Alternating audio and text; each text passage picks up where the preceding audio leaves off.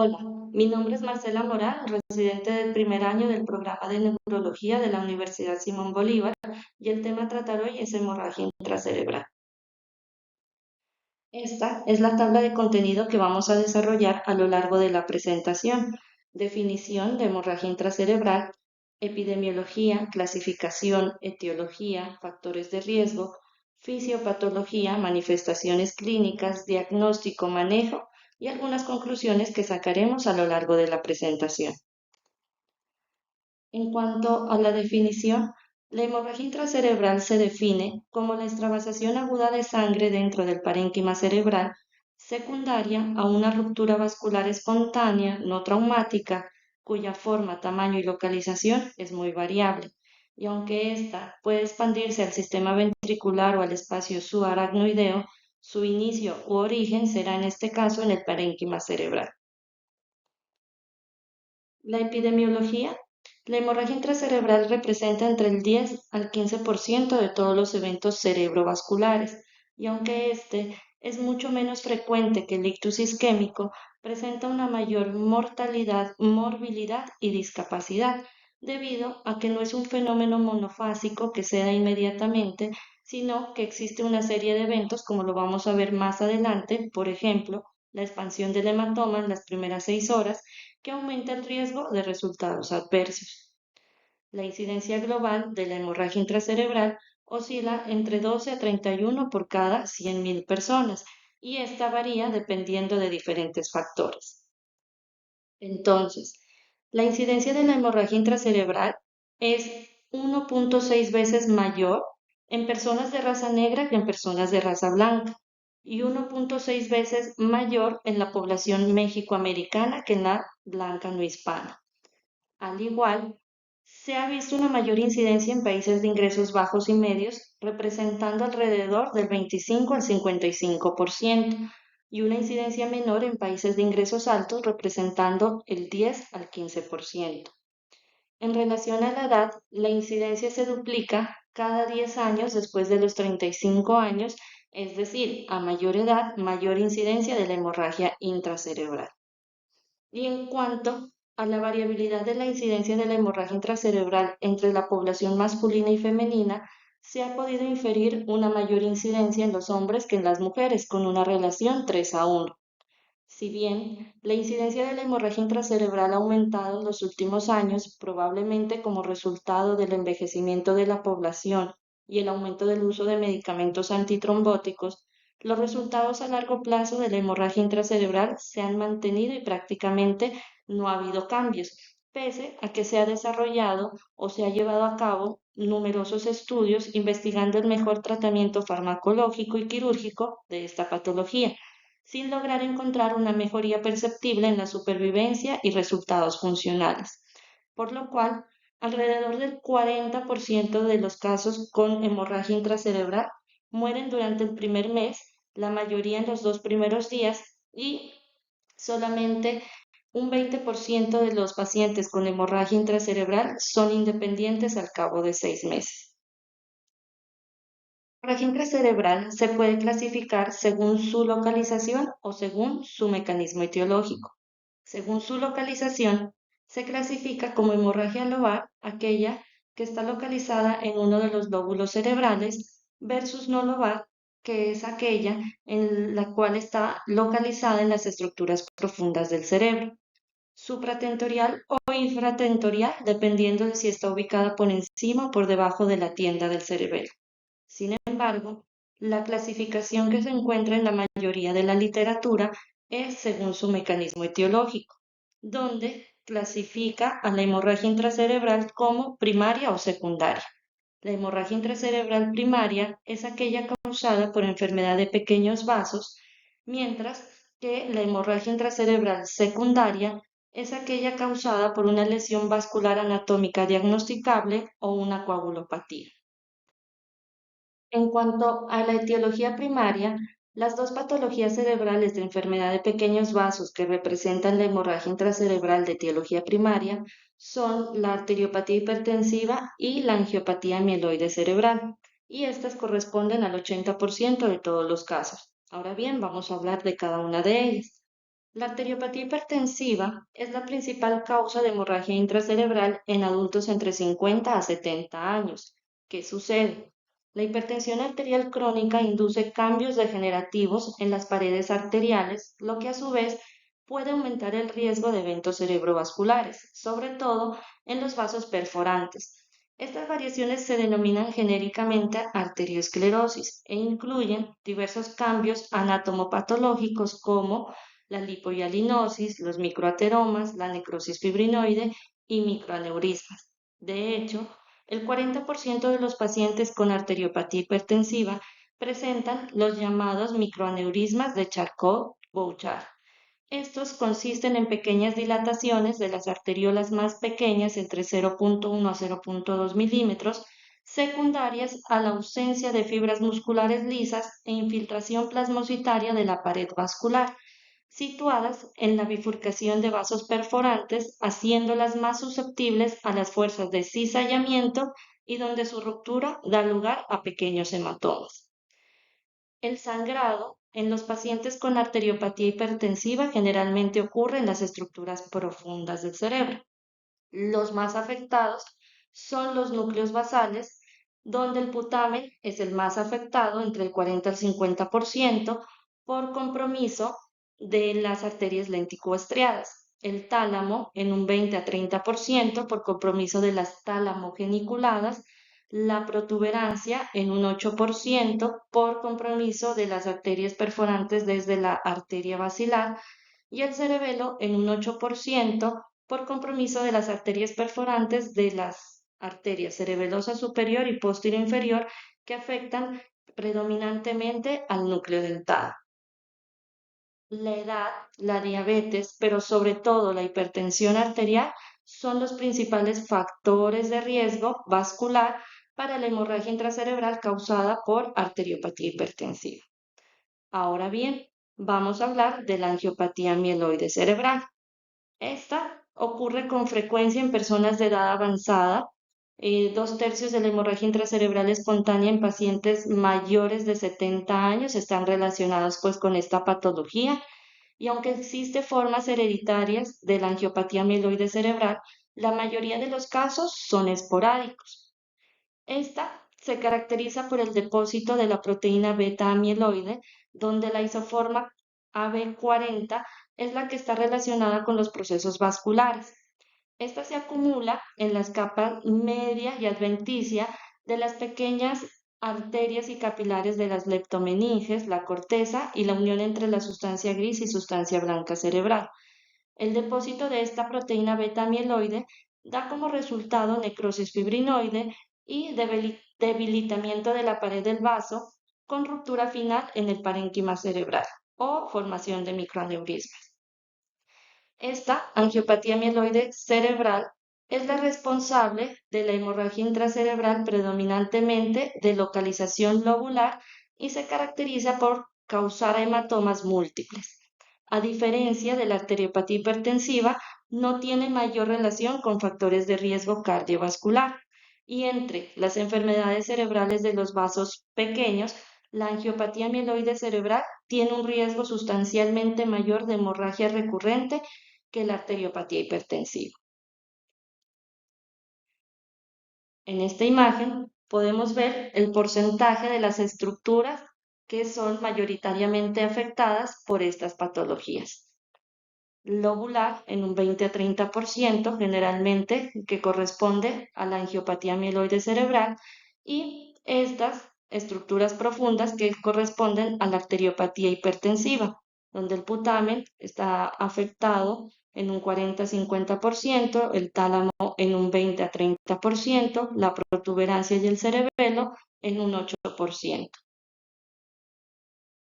Ahora bien, en cuanto a la etiología secundaria, pudimos observar que el 80% de los casos de hemorragia intracerebral se debe a enfermedad de pequeños vasos, pero también hay que tener en cuenta que existe un 20% de los casos de hemorragia intracerebral ocasionados por otras etiologías, que puede deberse a una lesión vascular anatómica diagnosticable o a una coagulopatía.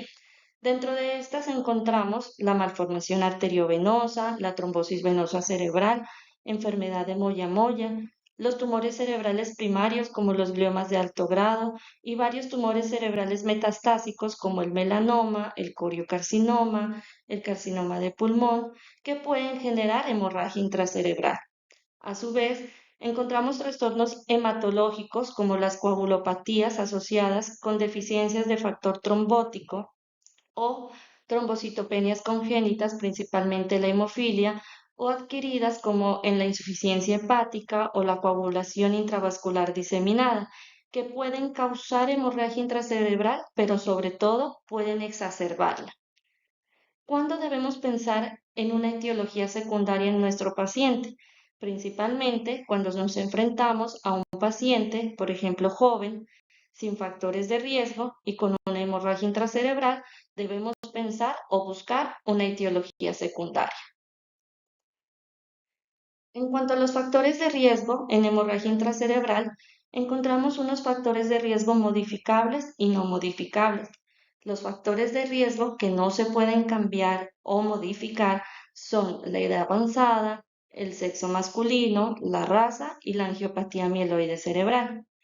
Dentro de los factores de riesgo modificables tenemos este estudio, el estudio Interstroke. Este estudio Interstroke es un estudio de casos y controles que fue desarrollado a escala mundial en 32 países de los 5 continentes, publicado en Lancet en el 2016, donde O'Donnell, que es su autor, y colegas, tenían como objetivo cuantificar la importancia de los factores de riesgo potencialmente modificables para el accidente cerebrovascular en diferentes regiones del mundo. Este estudio incluyó aproximadamente 30.000 participantes, donde 13.447 correspondían a los casos y de estos 3.059 presentaron hemorragia intracerebral. Se identificó en este estudio que existen varios factores de riesgo modificables que pueden abordarse para la prevención de la hemorragia intracerebral. El mayor riesgo atribuible en este estudio para hemorragia intracerebral fue la hipertensión arterial no tratada o no controlada, seguida de la falta de ejercicio, los malos hábitos alimenticios, el consumo excesivo de alcohol y el tabaquismo.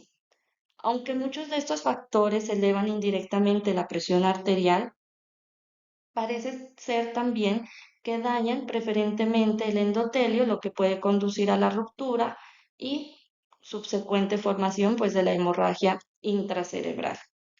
Ahora bien, el uso de antitrombóticos, es decir, agentes antiplaquetarios, anticoagulantes y antifibrinolíticos, así como las drogas ilícitas como las anfetaminas y la cocaína, también se han visto relacionadas como factores de riesgo para la hemorragia intracerebral. Más que producirla, lo que hacen estos factores es exacerbar la hemorragia intracerebral. Bueno, continuando con el tema, vamos a hablar de la fisiopatología de la hemorragia intracerebral. Clásicamente, la lesión por hemorragia intracerebral se divide en una lesión primaria y en una lesión secundaria. La lesión primaria ocurre inmediatamente posterior a la hemorragia intracerebral, tiene predominio durante las primeras 6 horas. Esta está relacionada con el efecto de masa del hematoma inicial que puede provocar, dependiendo de la magnitud del sangrado, aumento de la presión intracraneal, hidrocefalia o herniación. Y todo esto tiene implicaciones para el tejido cerebral distante al hematoma a través de compresión y reducción de la presión de perfusión cerebral. En estas primeras 6 horas también hay riesgo de expansión del hematoma. De hecho, esta ocurre en 1 de cada 5 pacientes con hemorragia intracerebral, donde pequeños volúmenes de expansión del hematoma se asocian con un mayor riesgo de resultados adversos. De hecho, las probabilidades de muerte y discapacidad se triplican con tan solo 3 cc de expansión del hematoma. En cuanto a la lesión secundaria, esta se inicia y propaga por múltiples eventos celulares y moleculares que contribuyen al daño tisular durante los días o semanas siguientes. Su predominio de lesión es sobre todo mayor a las 6 horas y hay que tener en cuenta que estos eventos celulares y moleculares son influenciados por factores liberados tanto por la lesión física primaria, componentes del suelo extravasado y la lisis de los eritrocitos. Entonces, sea cual sea el mecanismo etiológico de la hemorragia intracerebral, tras romperse el vaso sanguíneo arterial intracraneal, se va a formar un hematoma como resultado de la acumulación de la sangre extravasada. Posterior a esto, va a ocurrir una serie de eventos celulares y moleculares, los cuales van a contribuir al daño tisular, a la muerte celular y a la formación del edema. Entonces, las células microgliales se activan a los pocos minutos de la aparición de la hemorragia intracerebral tras detectar los factores liberados por el tejido dañado y la sangre extravasada. ¿Qué sucede? Una vez se forma el hematoma, la compresión mecánica que ejerce este sobre el tejido cerebral circundante provoca una reducción de la perfusión, lo cual precipita la muerte celular por excitoxicidad debido a la liberación de glutamato. Las células necróticas van a liberar unas proteasas y los patrones moleculares asociados a daño, o también conocido como DAN, los cuales van a ser detectados por la microglía. La microglía activa su forma activa ameboide, valga la redundancia, y libera unas citocinas proinflamatorias, las cuales van a generar reclutamiento de células inflamatorias, las cuales a su vez se dirigen hacia el sitio del sangrado, hacia el hematoma, y lo van a circunscribir, aumentando la respuesta inflamatoria. Otro evento molecular que se ha identificado es con respecto a la trombina, la cual amplifica la inflamación y la alteración de la barrera hematoencefálica, dado que ésta promueve la liberación de varios mediadores inflamatorios, como lo podemos mirar aquí, y diversas enzimas proteolíticas que degradan el intersticio y la matriz extracelular. La trombina también, a su vez, activa receptores PAR1 en las células endoteliales, lo que provoca una alteración de la barrera hematoencefálica y una respuesta inflamatoria exacerbada. Ahora bien, habíamos dicho que las células inflamatorias se iban a dirigir hacia el lugar del sangrado. Aquí, los neutrófilos fagocitan las células apoptóticas y sus desechos para detener la propagación de la necrosis y provocar un modo de muerte celular conocido como netosis que exacerba la inflamación. Posteriormente, una vez comienza la lisis de los eritrocitos después de la hemorragia intracerebral, esta provoca la liberación de hemoglobina del grupo hemo y de hierro. Estos son tóxicos para el tejido cerebral a través del daño oxidativo a las proteínas, ácidos nucleicos, carbohidratos y lípidos. Por lo tanto, los macrófagos intentan controlar la toxicidad de esos productos de degradación de la sangre. Sin embargo, la hemólisis grave sobrepasa estas capacidades de eliminación, por lo que estos productos sanguíneos tóxicos se acumulan y contribuyen al daño neuronal. Entonces, el hemo libre va a estimular la expresión endotelial de moléculas de adhesión, como miramos aquí, el ICAM1, PCAM1, la S-lectina, que permite la extravasación de leucocitos hacia el sitio del sangrado. Además, los depósitos de hierro exacerban la expresión de acuaporinas 4 por parte de los astrocitos, que están implicados pues, en la homeostasis del agua del tejido cerebral, aumentando así el edema. A su vez, estos depósitos de hierro también activan la microglía a través de la vía TLR4 y causan peroxidación lipídica, oxidación de proteínas, disfunción mitocondrial y alteración en la transducción de señales. Todo esto conduce a muerte celular, incluida la ferroptosis, que es inducida por hierro. Además de todo lo anteriormente mencionado, el plasma y sus constituyentes también se infiltran en el parénquima a través de las paredes vasculares y este líquido, denominado exudado, contiene numerosas enzimas, anticuerpos y otras moléculas que alteran la homeostasis iónica y la función celular local, amplificando también la respuesta inflamatoria. En conjunto, todos estos procesos, el efecto de masa, la trombina, la activación microglial, el reclutamiento de las células inflamatorias y la toxicidad de productos sanguíneos, son tóxicos para el cerebro y precipitan la muerte celular a través de diversos mecanismos y a través o en diferentes tiempos. la excitotoxicidad mediada por la liberación de glutamato, la necrosis, apoptosis, la ferroptosis. Todo esto pues va a exacerbar el daño tisular, la muerte celular y el edema. De hecho, en los seres humanos el edema perihematomal se desarrolla dentro de las 3 horas posteriores al inicio de los síntomas y alcanza su punto máximo entre 1 a 3 semanas después del ictus. Teniendo en cuenta que la hemorragia intracerebral puede afectar gravemente la presión intracraneal, es necesario recordar la teoría o la doctrina de Monro-Kelly. Entonces, ¿qué tenemos aquí?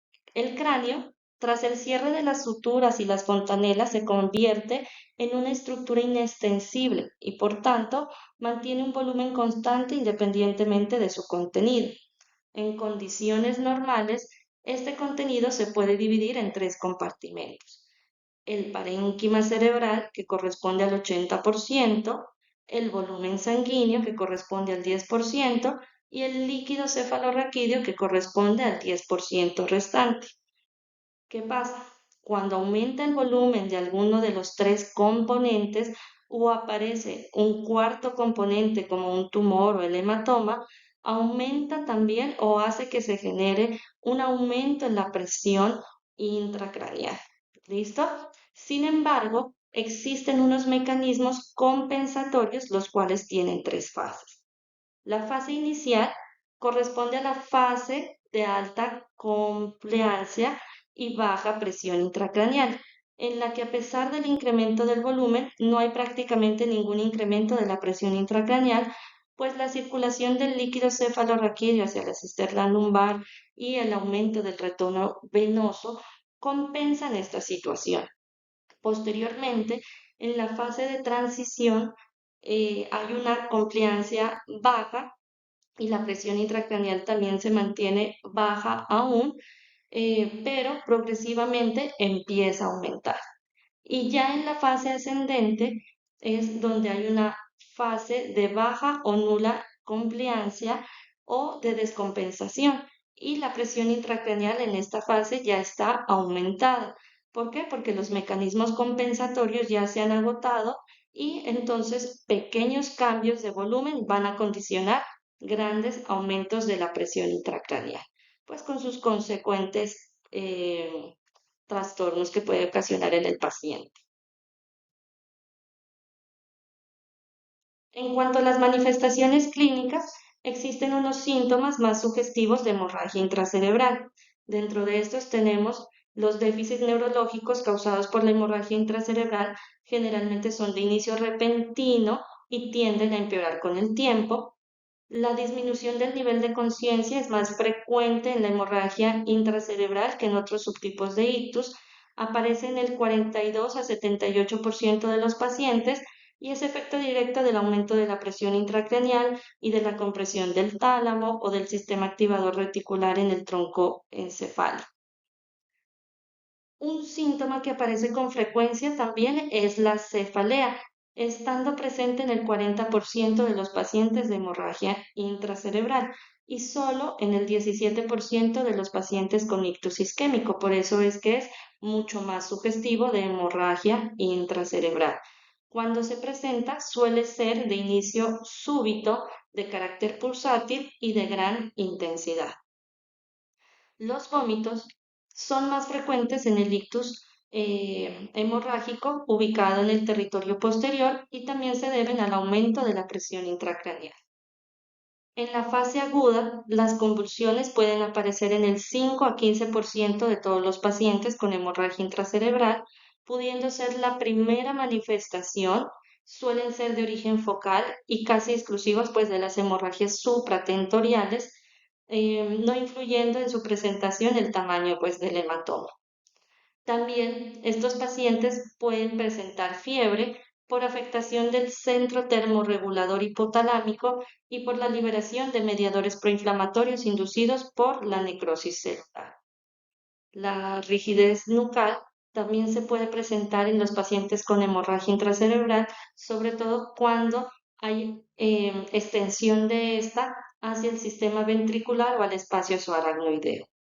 Ahora bien, todas estas signos y síntomas son más sugestivos de sangrado intracerebral, pero no existe ningún signo ni síntoma específico de hemorragia intracerebral, de forma que para el diagnóstico y diferenciación definitiva entre el ictus isquémico y hemorrágico, siempre va a ser necesaria la realización de una neuroimagen. Ahora bien, cabe recordar que la disfunción neurológica focal va a depender de la localización del hematoma y del efecto de masa que éste induce.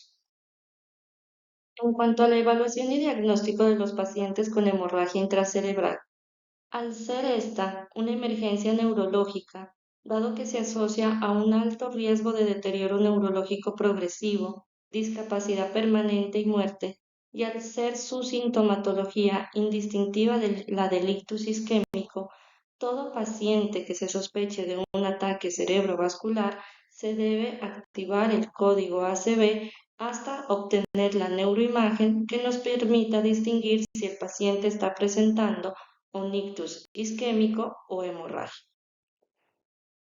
Entonces, para fines prácticos, durante la presentación, vamos a llevar un orden para identificar los aspectos más importantes a tener en cuenta. De forma habitual a otras patologías, la aproximación diagnóstica a un paciente con hemorragia intracerebral requiere la realización de una anamnesis e historia clínica, de la exploración neurológica, de neuroimagen y tomas de pruebas de laboratorio. En cuanto a la anamnesis e historia clínica, esta nos va a permitir orientar hacia los posibles factores etiológicos del sangrado que vamos a indagar. Debemos indagar la hora de inicio de los síntomas o hora en que fue visto bien por última vez el paciente, cuál fue la sintomatología y la cronología de la misma, factores de riesgo vascular, es decir, si el paciente ya ha presentado un ACV isquémico previo o hemorrágico, si presenta o tiene antecedente de hipertensión arterial, de hiperlipidemia, de diabetes. Debemos indagar sobre antecedentes de enfermedades hematológicas que pueden exacerbar pues el sangrado. Debemos indagar sobre antecedentes de neoplasias que pueden ser la etiología del sangrado por un tumor metastásico cerebral. Debemos de indagar la medicación que está tomando el paciente, sobre todo hacer hincapié sobre si el paciente está tomando algún tipo de anticoagulante, el nombre del medicamento, la dosis y la hora de la última ingesta. Debemos indagar el uso de sustancias psicoactivas, sobre todo sustancias simpático-miméticas como las anfetaminas y la cocaína. Otras cosas que debemos indagar en nuestro paciente es si fuma, consume alcohol, entre otras. En el examen físico y neurológico se debe realizar una obtención de las constantes vitales, prestando especial atención a los niveles de tensión arterial, que como vamos a ver más adelante, su control es una de las dianas terapéuticas en estos pacientes. En cuanto a la exploración neurológica y cuantificación pues de la gravedad del déficit, se puede realizar mediante diferentes escalas neurológicas, como la escala NIHSS. Si bien esta escala es empleada para la valoración de funciones neurológicas básicas en la fase aguda del ictus isquémico, tanto al inicio como durante su evolución, también la podemos emplear en los pacientes con hemorragia intracerebral, dado que a través de los 11 ítems que ésta evalúa, nos permite evaluar de forma rápida funciones corticales, pares craneales superiores, la función motora, sensibilidad, coordinación y lenguaje, y por lo tanto determinar el grado de déficit neurológico que está presentando nuestro paciente al ingreso a las urgencias. Otra escala que podemos utilizar es la escala de coma de Glasgow. Si bien esta se creó como una herramienta de valoración objetiva del estado de conciencia para los pacientes con trauma cráneoencefálico, su precisión y relativa sencillez han hecho que se extienda su uso a otras patologías no traumáticas y en este caso puede ser de gran valor. La otra escala es la escala ICH, que nos permite predecir la mortalidad a 30 días de los pacientes con hemorragia intracerebral y de la cual voy a hablar más adelante. En cuanto a la evaluación de laboratorios de rutina que se puede solicitar en los pacientes con hemorragia intracerebral, son de gran utilidad, sobre todo para evaluar las causas subyacentes o los riesgos asociados en estos pacientes. ¿Qué podemos solicitar? Hemograma completo para evaluar si hay algún trastorno hematológico, tiempos de coagulación, sobre todo obtener el INR en los pacientes que están anticoagulados con warfarina. Vamos a solicitar para clínicos como función renal, glicemia, el cribado toxicológico para detectar cocaína u otras drogas simpático-miméticas en caso de sospechar su consumo y algún otro examen pues que sea de utilidad dependiendo el contexto y las comorbilidades de nuestro paciente. En cuanto a las neuroimágenes, la guía de la AJA nos dice que la tomografía computarizada cerebral simple o la resonancia magnética es obligatorio su realización para la confirmación del diagnóstico de hemorragia intracerebral y excluir el ictus isquémico. Sin embargo, la tomografía cerebral simple se considera el estándar de referencia para el diagnóstico de hemorragia intracerebral, dado que es rápida, altamente sensible y específica y está ampliamente disponible. De hecho, aquí podemos mirar la sensibilidad de la tomografía es de un 89% con una especificidad del 100%. Ahora bien, hay que tener en cuenta que es el estudio de elección en la fase aguda y debe de realizarse lo antes posible, dado que su utilidad disminuye en la fase subaguda y crónica, donde es más útil la resonancia magnética pues, cerebral. La sensibilidad de esta resonancia para el diagnóstico de hemorragia intracerebral es de un 81% y la especificidad del 100%. ¿Qué vamos a evaluar en la imagen? Vamos a evaluar la ubicación de la hemorragia, que es un factor importante para la etiología y pronóstico, al igual que el volumen del sangrado, el grado de efecto de masa o desplazamiento de la línea media, si existe extensión intraventricular o hidrocefalia. Todo esto nos va a permitir determinar el enfoque que vamos a realizar en nuestro paciente. Es decir, nuestro paciente requiere un manejo convencional o requiere una intervención por parte de neurocirugía. Hay algunas características que podemos encontrar en la imagen que son de mal pronóstico. ¿Cuáles son? El volumen grande del hematoma, del edema, la extensión ventricular, son signos radiológicos de mal pronóstico en los hematomas supratentoriales. En los hematomas hemisféricos, el nivel de gravedad se sitúa alrededor de los 50 ml. En los hematomas del tronco encefálico, estos de por sí ya tienen un mal pronóstico intrínseco, aunque sean de pequeño o mediano tamaño. Y los hematomas del cerebelo son graves a partir de los 15 ml de volumen por el riesgo de producir bloqueo en el cuarto ventrículo con hidrocefalia aguda y hernias en el agujero occipital. Aquí en esta imagen también podemos observar las unidades Hounsfield para tener en cuenta al momento que estemos evaluando una tomografía que nos va a permitir diferenciar las diferentes estructuras cuando tengamos alguna duda. En el caso de la sangre fresca, tenemos que corresponde, si hacemos medición de las unidades Hounsfield, a 60 unidades. En cuanto a la evolución del sangrado en la tomografía, en la fase aguda, la imagen del hematoma es hiperdensa y tiene la misma densidad que la sangre fresca. Si la medimos y como miramos la tabla anterior, va a medir aproximadamente 60 unidades Hounsfield. Sus bordes son bien definidos y con pocos cambios en el parénquima cerebral circundante. Si hay edema, es poco y cuando el edema es marcado, se debe de pensar en un sangrado de etiología neoplásica. En la fase subaguda, entre los 3 a 14 días, el hematoma se va haciendo isodenso en relación con el cerebro circundante. Se plantea que este decrece 1.5 unidades Hounsfield por día y comienza su reabsorción que va desde la periferia hacia el centro. En la fase crónica, que es mayor a los 15 días, la lesión ya se hace hipodensa y puede parecer un quiste por la presencia de la encefalomalacia secundaria que ocurre. Ahora bien, ¿por qué se dan estos cambios? Estos cambios se dan por el proceso de degradación de la hemoglobina, que nos representa unas densidades tanto en la tomografía como en la resonancia, ayudándonos a determinar la temporalidad del sangrado. En la fase hiperaguda, luego de la salida de los glóbulos rojos desde los vasos sanguíneos, vamos a encontrar la oxihemoglobina. ¿Y cómo vamos a ver el hematoma en la tomografía? La vamos a ver hiperdensa.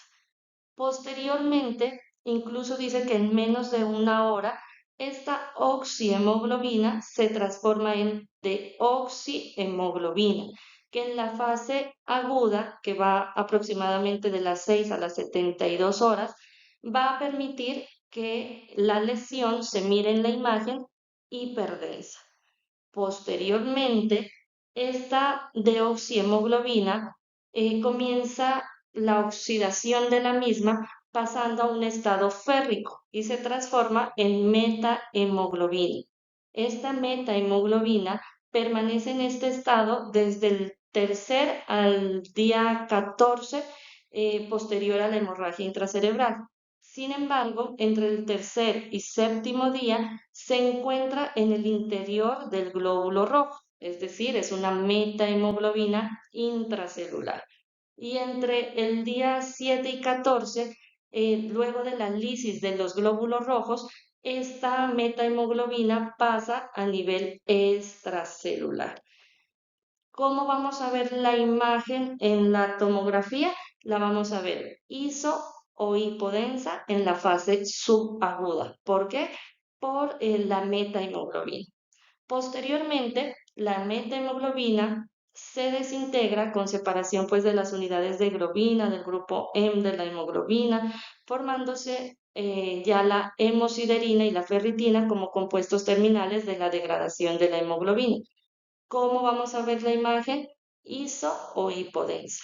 Aquí, en estas imágenes que miramos en la presentación, podemos mirar cómo evoluciona el sangrado en la tomografía. Del día 1, que es una lesión hiperdensa, al día 30, ya en una lesión crónica, donde la miramos iso o hipodensa.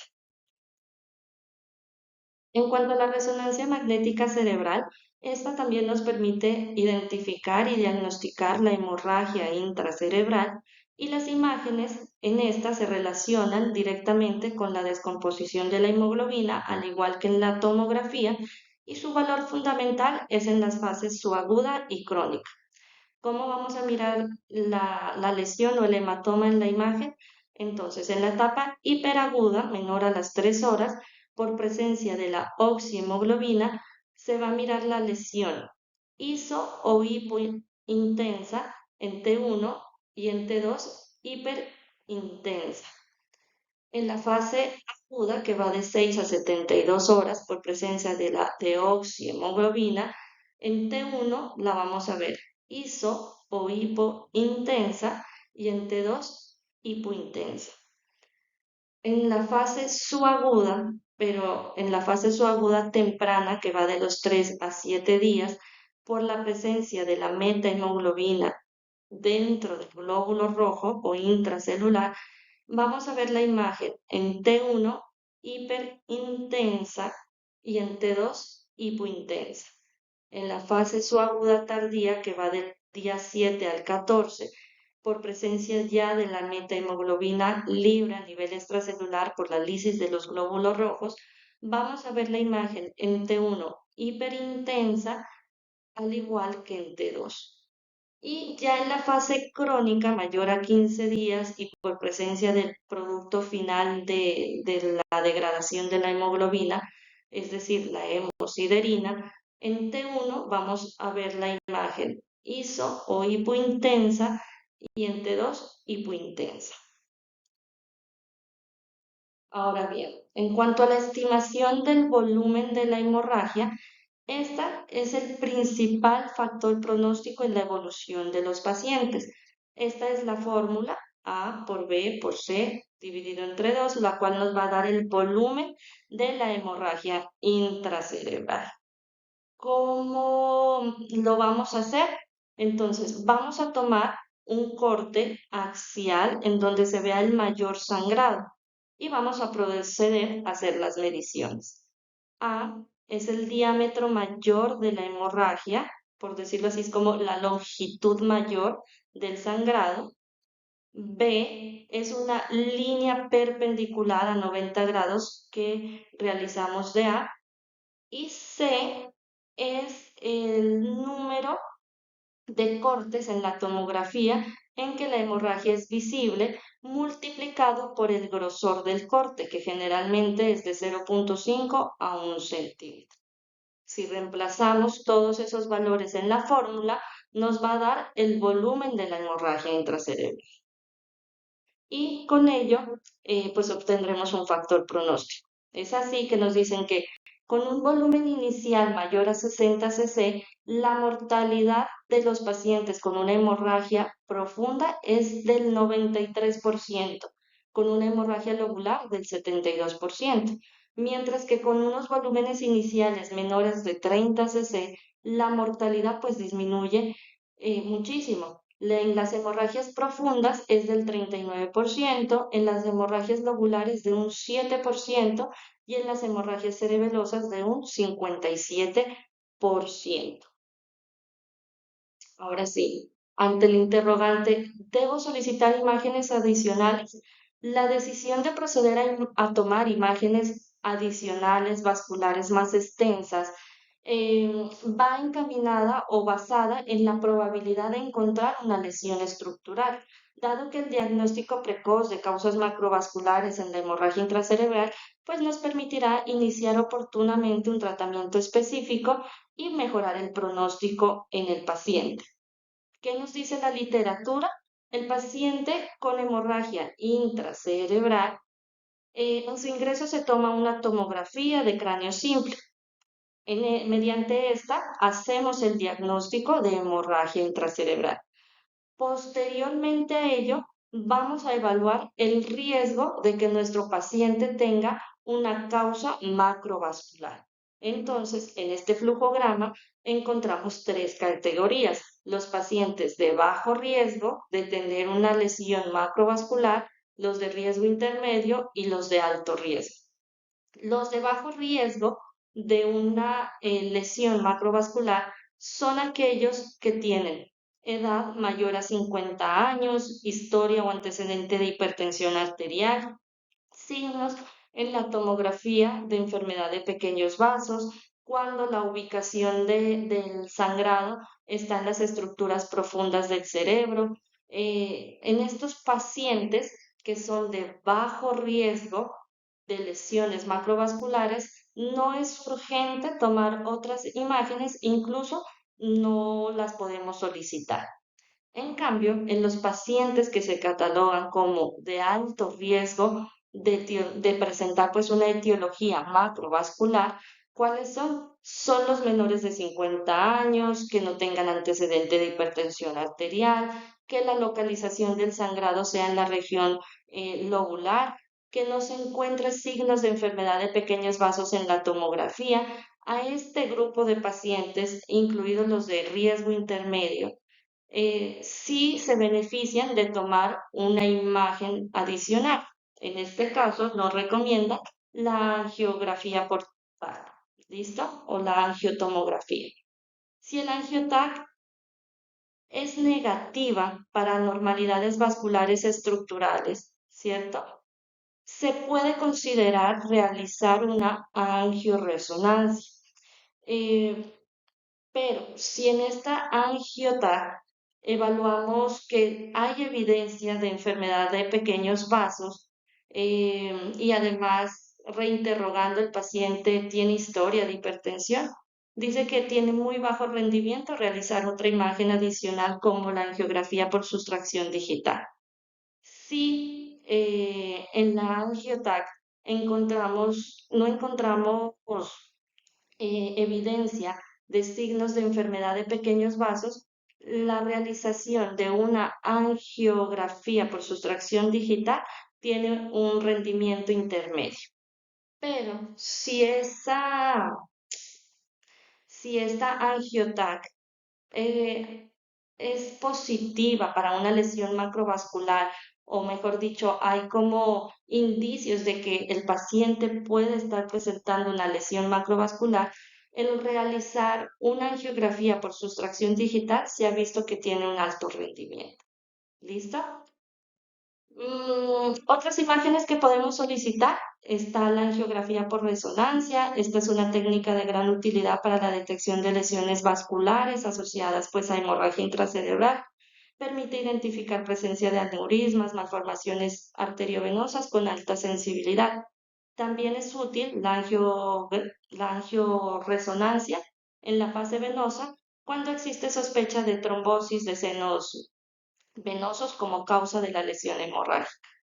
Ya en cuanto a la arteriografía convencional, puede ser de utilidad cuando existe una sospecha alta de una causa secundaria, una causa macrovascular, y todos los estudios no invasivos son negativos, podemos utilizar o enviar en nuestros pacientes la arteriografía convencional.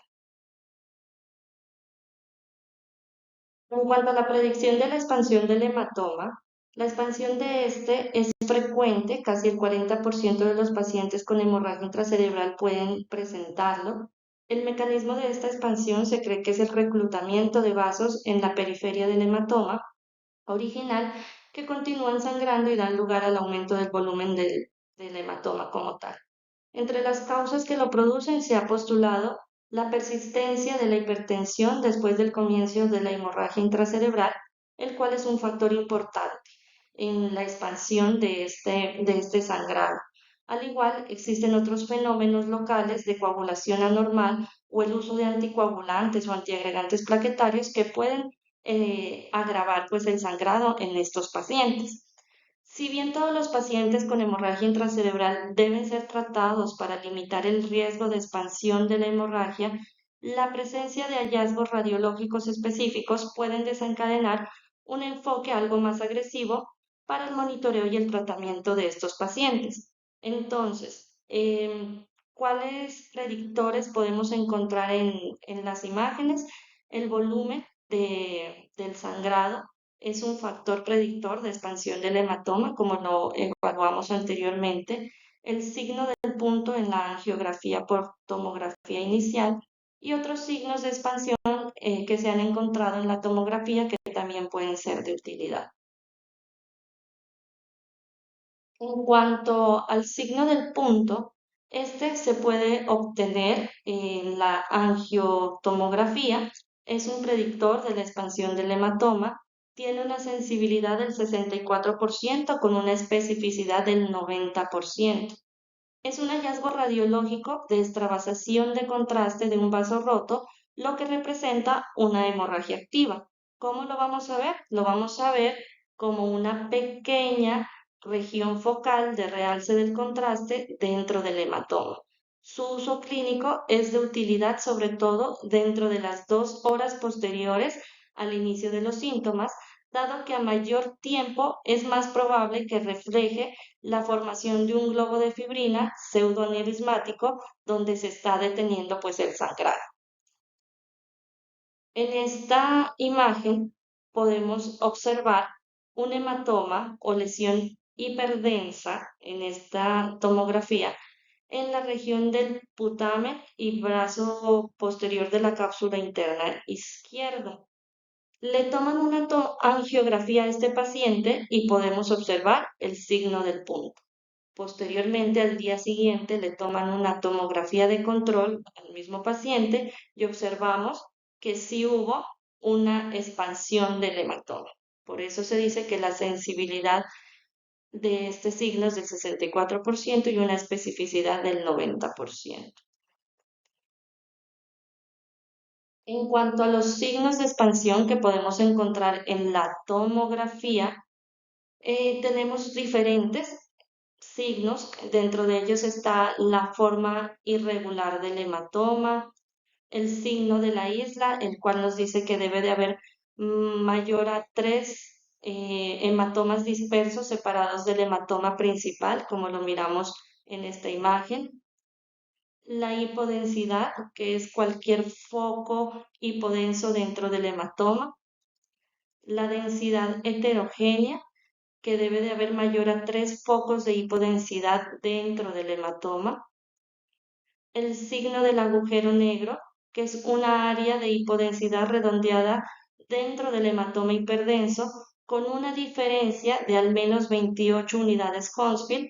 El otro signo es el signo del remolino, el cual son zonas hipodensas dentro de las zonas hiperdensas del hematoma, y el signo de la mezcla, que es la presencia de un área relativamente hipodensa adyacente a un área hiperdensa, con una diferencia mayor a 18 unidades Hounsfield adyacente pues al hematoma. Todos estos biomarcadores predictivos de expansión del hematoma en la tomografía sin contraste están siendo evaluados, pero aún no están validados para su uso clínico. Y lo que nos traduce es que hay un sangrado activo y en diferentes temporalidades.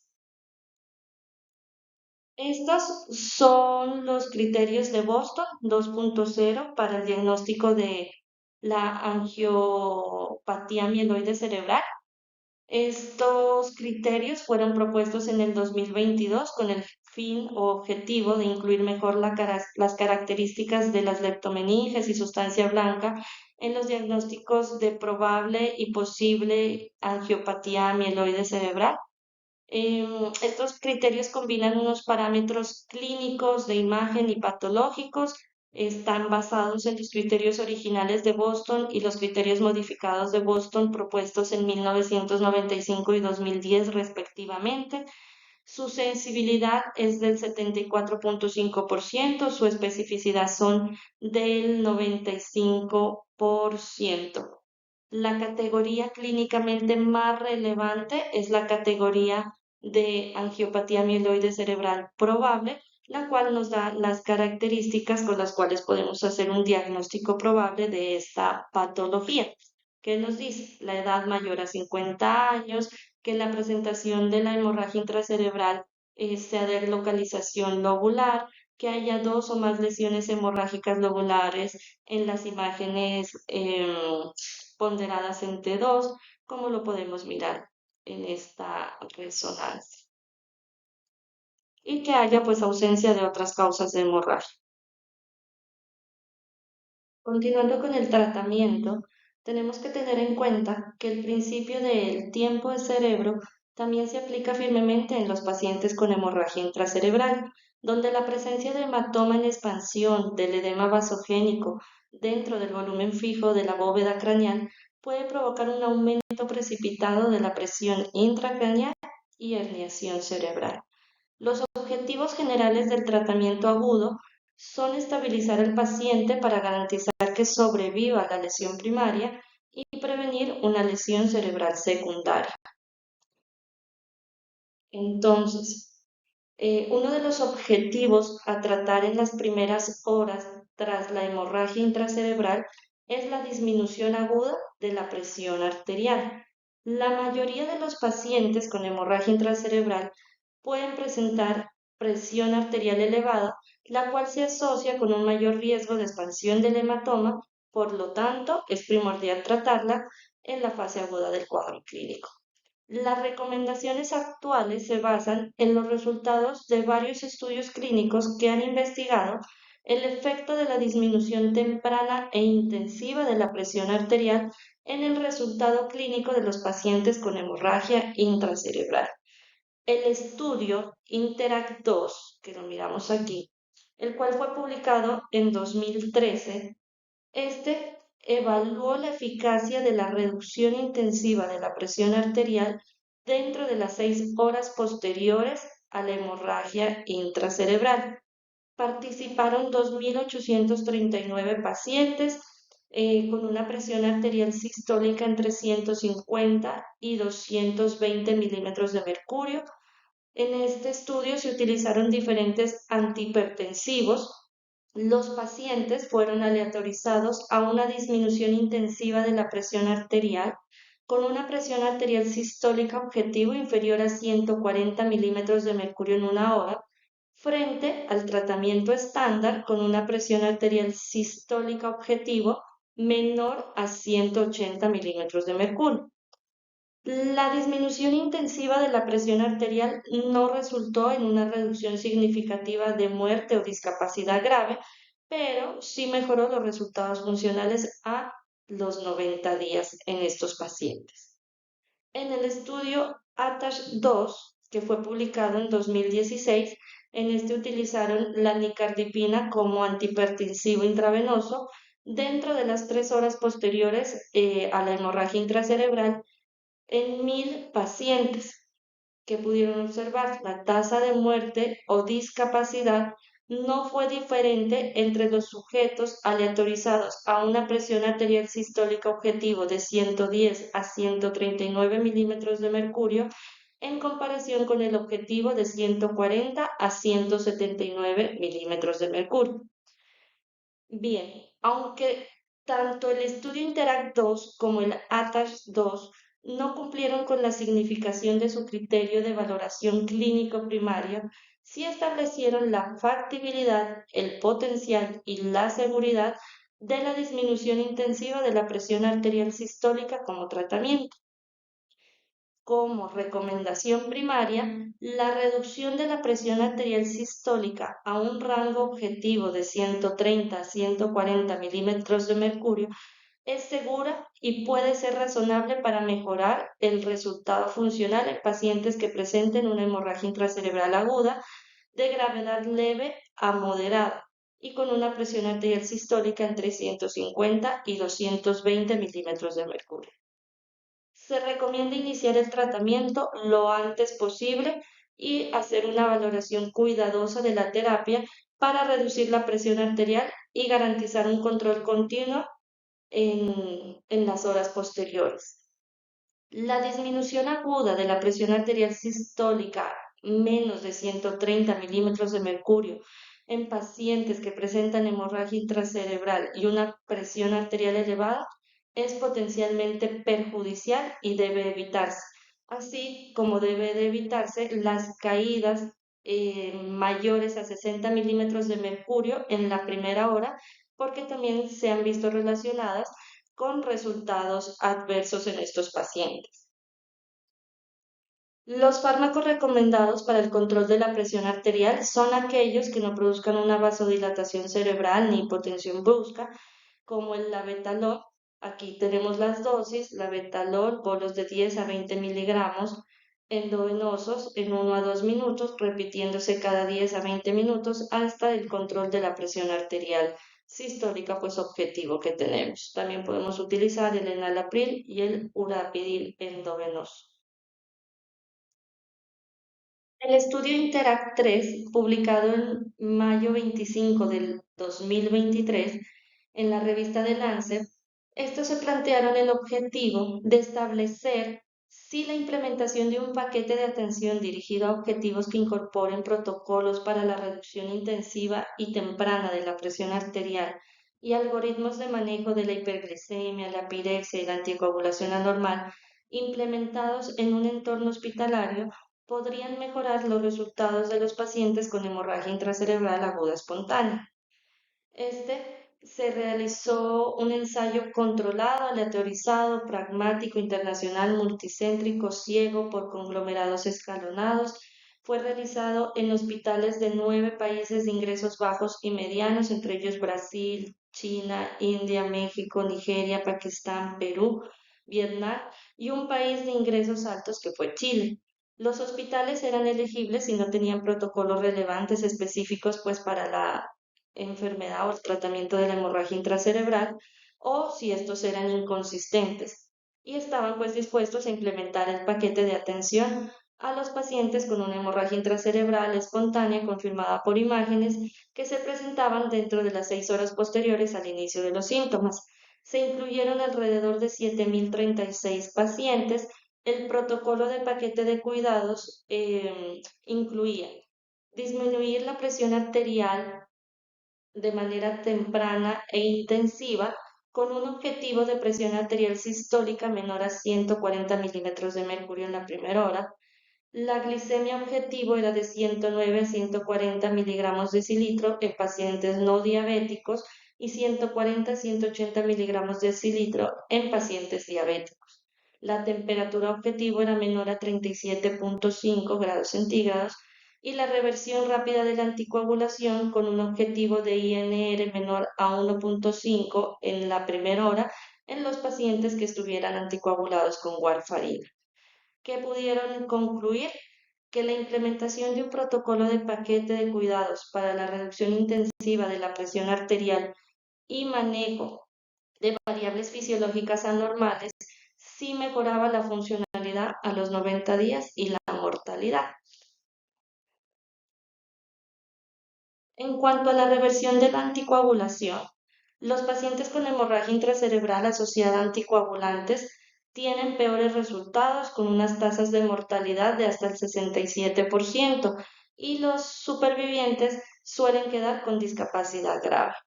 ¿Qué nos dice la guía de la AJA?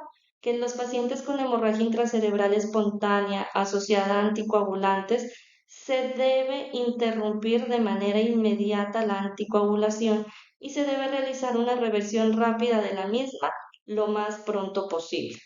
Ellos nos dan este flujograma que lo podemos mirar aquí. Entonces, ¿qué nos dice? Si el paciente está tomando algún tipo de anticoagulante, lo primero que debemos hacer es suspender. Posteriormente, pues vamos a identificar qué anticoagulante está tomando y dependiendo de ello, vamos a proceder a revertirlo. Entonces, con los pacientes que están anticoagulados con los antagonistas de la vitamina K, como la warfarina, se debe de administrar el concentrado de complejo de protombina, el cual es un preparado de factores de coagulación derivados del plasma humano que contiene factores vitamina K dependientes como el 2, 7, 9 y 10. Entonces, si el INR está menor a 1,3, no se debe hacer reversión, con tan solo suspender el medicamento base. Pero si el INR está entre 1,3 y 1,9, se debe administrar el concentrado de complejo de protombina a una dosis de 10 a 20 unidades kilo. Si el INR está mayor a 2, se debe administrar el concentrado de complejo de protombina, pero a una dosis de 25 a 50 unidades kilo. Seguido de ello, se debe de administrar, en ambos casos, vitamina K, debido a la corta vida media del concentrado de complejo de protombina, en lo cual pues el inicio de la acción de la vitamina K comienza aproximadamente a las 2 horas después de la administración y continuará alcanzando su punto máximo durante las próximas 12 a 14 horas, quedando pues el paciente protegido o cubierta la reversión de la anticoagulación. Recomiendan comprobar la normalización del INR a los 60 minutos y nuevamente a las 12 a 24 horas por la posibilidad de un efecto rebote. Ahora bien, si el paciente está tomando dabigatran, que es un inhibidor directo de la trombina, o está tomando inhibidores del factor 10A como el apixaban y el rivaroxaban, se debe indagar cuándo fue la última vez que lo tomó y si lo ingirió menor a 2 horas, se puede administrar carbón activado. Pero si la administración o la ingesta del medicamento fue mayor a 2 horas, se debe proceder a revertirlo. Entonces, para el caso del dabigatran, se va a hacer la reversión con idarucizumab y si este no está disponible, con el concentrado de complejo de protombina. Para los inhibidores del factor 10A se va a hacer la reversión con andesanet alfa y si este no está disponible, con el concentrado de complejo de protombina. En cuanto a las heparinas, no importa si es heparina no fraccionada o heparina de bajo peso molecular, la reversión se va a hacer con protamina. En esta tabla encontramos los medicamentos con sus dosis respectivas para la reversión de la anticoagulación. En cuanto a la terapia hemostática en la hemorragia intracerebral, el ácido tranexámico es un agente antifibrinolítico que inhibe la activación del plasminógeno y puede administrarse por vía intravenosa para reducir el sangrado y se ha demostrado que reduce la muerte relacionada con el sangrado en pacientes con trauma craneoencefálico cuando se administra dentro de las 3 primeras horas. Varios ensayos o estudios han investigado el efecto del ácido tranexámico en la expansión del hematoma y el resultado en la hemorragia intracerebral no traumática. Dentro de estos tenemos el TISH2, el STOP-AUS y el más reciente, el estudio TRACE, los cuales han querido evaluar el papel del ácido tranexámico en pacientes con hemorragia intracerebral. En conclusión, estos estudios han demostrado que el tratamiento con ácido tranexámico puede reducir la expansión del hematoma sin un beneficio significativo en el resultado funcional a los 90 días. No hay evidencia suficiente para respaldar el uso rutinario de ácido tranexámico para reducir el riesgo de expansión del hematoma en pacientes con hemorragia intracerebral. Se necesitan ensayos adicionales de terapia hemostática ultra temprana, menor a 3 horas de inicio, en donde haya una selección pues más avanzada de imágenes para identificar a aquellos pacientes con mayor riesgo de expansión del hematoma. Pero por el momento su uso no está validado. En cuanto a la monitorización neuroinvasiva, el control de la presión intracraneal y el manejo del edema, tenemos que el control de la presión intracraneal es uno de los objetivos del tratamiento específico de la hemorragia intracerebral. Dentro de los mecanismos de elevación de la presión intracraneal están el efecto de masa del hematoma inicial, la expansión o resangrado de la hemorragia intracerebral, el edema cerebral alrededor de la hemorragia, la hidrocefalia por obstrucción del flujo ventricular. Todo esto puede llevar a aumento de la presión intracraneal. En cuanto a la monitorización de la presión intracraneal, la implantación de dispositivos que midan la presión intracraneal incrementa el riesgo de hemorragia e infección, por lo que no deben utilizarse de forma rutinaria. Por lo tanto, es razonable intentar limitar su uso a los pacientes con mayor riesgo de presentar una presión intracraneal elevada. ¿En qué pacientes se hará control y tratamiento de la presión intracraneal? En pacientes con hemorragia intracraneal que presentan una puntuación en la escala de coma de Glasgow menor a 8, que hay evidencia clínica de herniación transtentorial, o aquellos con hemorragia intraventricular significativa o hidrocefalia. Existen diferentes tipos de monitoreo. Hay 4 sitios anatómicos principales utilizados en la medición clínica de la presión intracraneal. Está la intraventricular, intraparenquimatosa, la subaracnoidea y la epidural. En cuanto a las medidas generales para el manejo de la presión intracraneal y del edema, tenemos la posición de la cabecera a 30 a 45 grados. Los pacientes pues, con presión intracraneal elevada deben colocarse de manera que maximicen el flujo venoso de salida desde la cabeza. Deben estar entonces en una posición centrada, evitar la flexión o rotación excesiva del cuello y pues como les mencioné anteriormente, la cabecera debe estar a 30 a 45 grados. La hiperventilación también se ha visto que puede tener buenos resultados, donde el objetivo es alcanzar una presión de CO2 entre 28 a 35 milímetros de mercurio, manteniéndola posteriormente entre 25 a 30 milímetros de mercurio si persiste pues, la presión intracraneal elevada. Esta origina vasoconstricción cerebral y con ello pues reducción de la presión intracraneal. En cuanto a la terapia hiperosmolar, para reducir pues transitoriamente la presión intracraneal, tenemos que podemos utilizar el manitol o la solución hipertónica al 7,5%. Varios estudios han demostrado que no hay diferencias en cuanto a utilizar manitol o la solución hipertónica, pero sí lo que nos dice la guía es que no se recomienda como profilaxis la terapia hiperosmolar, ni tampoco la administración de corticosteroides. A su vez, debe de evitarse aquellas situaciones que aumenten la presión intracraneal, tales como fiebre, maniobras del Valsalva, como tos, vómitos, convulsiones, estrés, dolor y la hipertensión arterial pues incontrolada. Como parte de la atención general de los pacientes con hemorragia intracerebral, se debe realizar un control y manejo de otras medidas. Entre ellas, se debe de evitar la hipo o hiperglicemia. El objetivo de la glucosa es de 109 a 140 miligramos de cilitro en los pacientes que no tengan diagnóstico de diabetes mellitus y de 140 a 180 miligramos de cilitro en aquellos que tengan diagnóstico de diabetes mellitus. En cuanto al manejo de la temperatura, las anomalías de la temperatura en el contexto de pacientes con hemorragia intracerebral aguda son comunes y pueden ocurrir en más del 30% de los pacientes con hemorragia intracerebral en algún momento durante su hospitalización. La fiebre parece estar asociada con una mayor gravedad clínica y peores resultados. En pacientes con hemorragia intracerebral y fiebre, provoca una demanda metabólica elevada en el cerebro que da como resultado un aumento del flujo sanguíneo cerebral y puede elevar la presión intracraneal al aumentar el volumen de sangre en la bóveda craneal.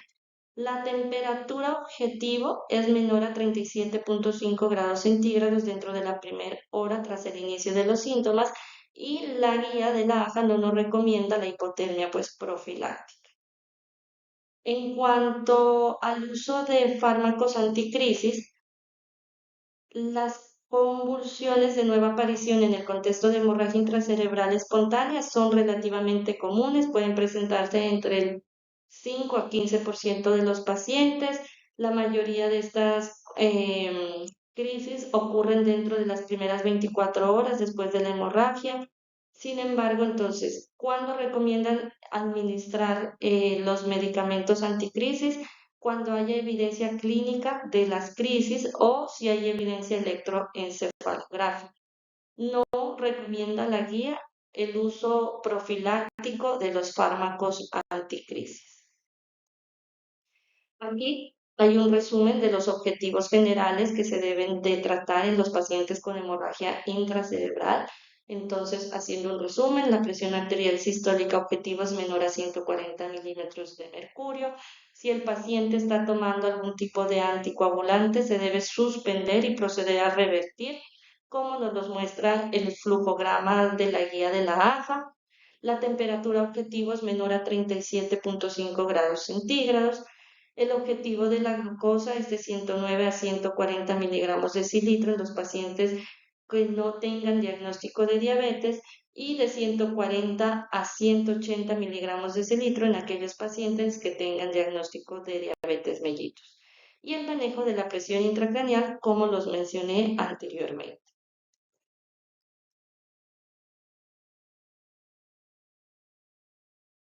En cuanto al manejo quirúrgico, la evacuación quirúrgica en pacientes con hemorragia intracerebral puede parecer intuitiva debido al efecto nocivo de la entrada masiva de sangre al cerebro. Sin embargo, la realidad es mucho más compleja ya que ningún estudio ha demostrado un beneficio funcional convincente de la cirugía pues temprana. Existen diversas técnicas quirúrgicas para la hemorragia intracerebral, como la craniotomía con evacuación, el drenaje mediante técnicas mínimamente invasivas y la craniotomía descompresiva con o sin evacuación. En cuanto a la craniotomía abierta, se ha estudiado en dos estudios grandes, dentro de los cuales está el STICH 1 y el STICH 2. El Stitch 1 comparó la craniotomía abierta temprana con el tratamiento médico conservador para la hemorragia intracerebral superatentorial. Se evaluaron alrededor de 1.033 pacientes. La mediana del tiempo hasta la cirugía fue de 30 horas después del inicio de la hemorragia.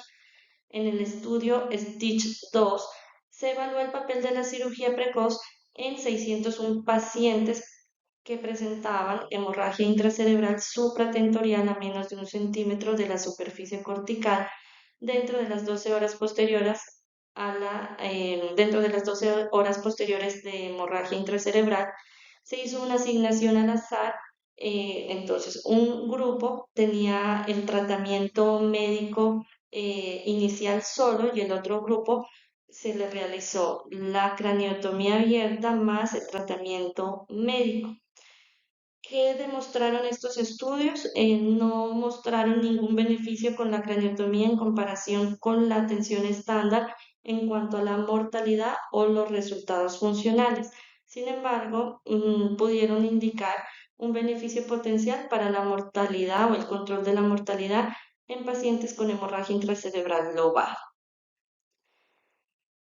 Generalmente, ¿qué se recomienda en cuanto al manejo quirúrgico? Se lo recomienda en pacientes con hidrocefalia, que haya compresión del tronco encefálico, en los que hay un hematoma en la fosa posterior mayor a 3 centímetros. Se ha visto que la cirugía mejora el pronóstico y los resultados funcionales. En cuanto a la cirugía mínimamente invasiva, esta es una nueva vía prometedora para el tratamiento de la hemorragia intracerebral que logra una eliminación pues eficaz del hematoma con menos daño y alteración del tejido cerebral adyacente. El ensayo MISTI-3 es un estudio donde el objetivo era mejorar los resultados funcionales en pacientes con hemorragia intracerebral mediante la evacuación del hematoma utilizando una técnica de catéter guiada por imágenes seguida de trombolisis con anteplasia. Demostró que esta técnica en pacientes con hemorragia intracerebral supratentorial fue segura y resultó en un beneficio de supervivencia en comparación con el tratamiento estándar. Sin embargo, no se cumplió pues con el resultado primario, que era la mejoría funcional basada en la puntuación de la escala Rank. Sin embargo, el estudio MISTI-3 sí demostró que un umbral de evacuación de la hemorragia intracerebral del 70% de reducción del hematoma y de un volumen final menor a 15 ml confirió una probabilidad significativamente mayor de un buen resultado en comparación con el tratamiento médico. En cuanto a la prevención secundaria, esta tiene como objetivo prevenir la recurrencia de la hemorragia intracerebral. De hecho, el riesgo de hemorragia intracerebral recurrente es de 1.3 a 7.4% por año, dependiendo de la ubicación del sangrado, con tasas más altas en pacientes con hemorragia intracerebral lobular o probable angiopatía mieloide cerebral, en comparación con aquellos con hemorragia intracerebral en estructuras profundas o la arteriopatía hipertensiva. Entonces, dentro de la prevención secundaria encontramos el control de la presión arterial a largo plazo. Es la acción pues, más importante para prevenir la recurrencia de la hemorragia intracerebral con un objetivo de una presión arterial de 130 a 80 milímetros de mercurio. En cuanto a la modificación de los estilos de vida, pues está el dejar de fumar, el dejar de consumir alcohol, hacer ejercicio y la dieta pues tipo DASH. Y lo otro importante a tener en cuenta en estos pacientes es la reanudación del manejo antitrombótico.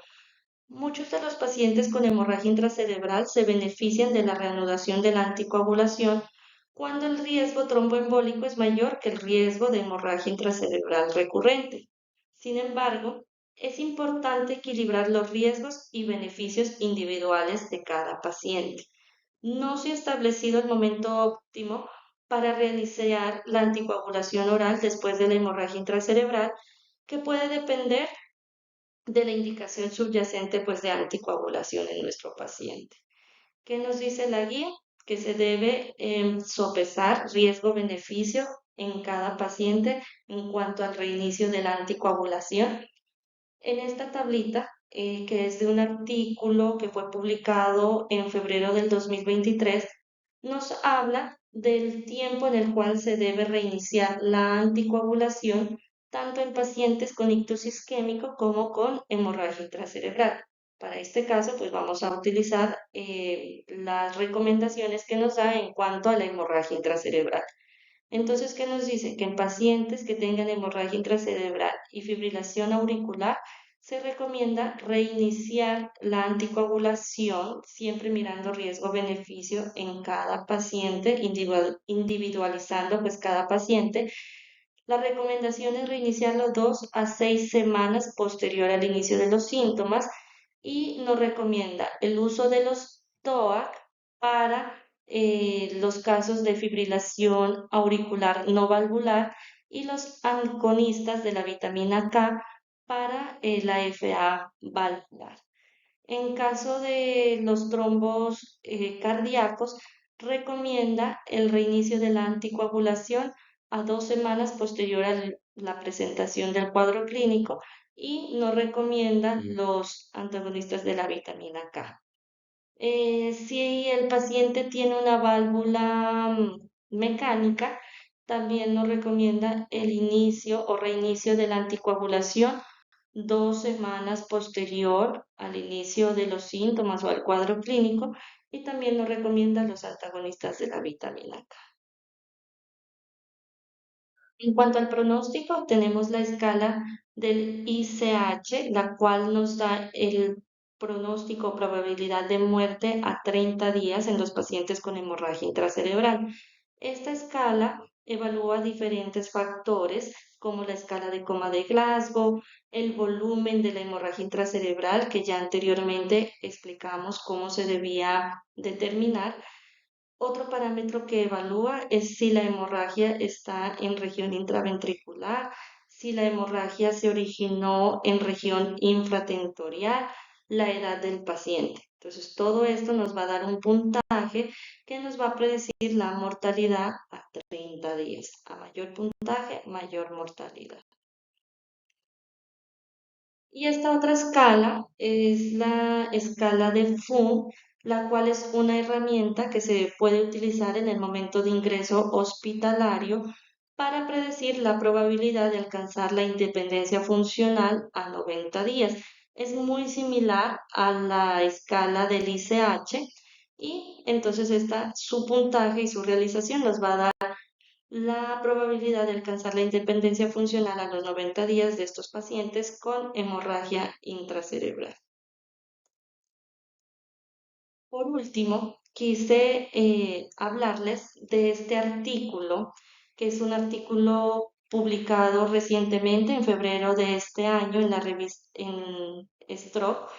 Se titula Código ICH, un llamado a la acción, donde hacen una revisión del manejo de la hemorragia intracerebral, pero nos enfatiza que si bien, o nos hace un llamado, que si bien con respecto al ictus isquémico existe una amplia evidencia en cuanto a su manejo y se ha estandarizado un protocolo de acción, en la hemorragia intracerebral no es así.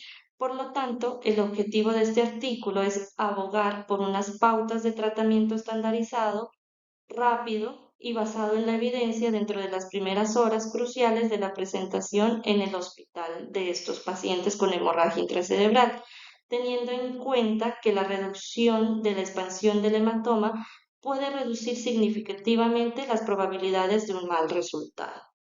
Entonces, ellos nos dan este flujograma. Esta figura nos ilustra un algoritmo de evaluación y tratamiento rápido propuesto para los pacientes con hemorragia intracerebral aguda. Al igual que para todos los pacientes con ACV, la TAC es la neuroimagen que se va a realizar inmediatamente el paciente llega a la urgencia, ¿cierto? Y mediante este estudio y mediante esta neuroimagen vamos a poder identificar si nuestro paciente está presentando un ictus hemorrágico. De ser así, se debe de activar el código ICH, el código de hemorragia intracerebral, que, al igual que en el código para el ictus isquémico, debe ser multidisciplinario. El manejo de emergencias debe enfatizar el control inmediato de la presión arterial con los agentes más rápidos y efectivos posibles y la corrección emergente de cualquier coagulopatía, con el objetivo de comenzar estas intervenciones y de lograr estos objetivos dentro de los 60 minutos posteriores a la llegada al servicio de urgencias de nuestro paciente. ¿Listo? El tratamiento de la presión arterial debe administrarse por vía endovenosa. ¿Qué nos recomiendan? La nicardipina, la betalol, el urapidil. Estos son como las opciones más razonables. Y en cuanto a la reversión de la anticoagulación, pues debe iniciarse en función de la anamnesis, no debe retrasarse mediante pruebas de laboratorio, a menos que se pueda realizar inmediatamente y mediante pruebas en el punto pues de atención. Ya anteriormente evaluamos cuáles eran los medicamentos que se utilizaban para cada tipo de anticoagulante. Y la detección de la intervención quirúrgica debe realizarse en el punto de urgencias para los pacientes con grandes volúmenes de hemorragia intracerebral o hemorragia intraventricular o nivel de conciencia deprimido. Se recomienda una tomografía computarizada de estabilidad dentro de las 24 horas posteriores a la tomografía basal y un reexamen clínico pues frecuente. ¿Qué nos proponen en este artículo? La adopción pues del marco de código de hemorragia intracerebral puede proporcionar un marco para la investigación y la innovación futuras en el tratamiento pues de hemorragia intracerebral. Ese es el llamado que nos hace este artículo, que me parece muy importante que lo tengamos en cuenta. ¿Cuáles son las conclusiones? Las conclusiones, pues la hemorragia intracerebral es mucho menos frecuente que el ictus isquémico, pero tiene mayor mortalidad, morbilidad y discapacidad grave. El 80% de los casos se debe a una hemorragia intracerebral de etiología primaria y recordemos que dentro de esta está la arteriopatía hipertensiva y la angiopatía mieloide cerebral. La tomografía cerebral simple se considera el estándar de referencia para el diagnóstico de hemorragia intracerebral en la fase aguda. El crecimiento del hematoma es la principal causa de deterioro neurológico en las primeras horas y por tanto es una diana terapéutica. Y la reducción de la presión arterial y la interrupción de inmediato de la anticoagulación, seguido de la reversión del efecto de la anticoagulación, puede reducir el riesgo de expansión del hematoma y mejorar pues el resultado vital y funcional. Y es algo que tenemos que tener muy en cuenta al momento de estar manejando nuestros pacientes con hemorragia intracerebral. Eso era todo. Muchas gracias.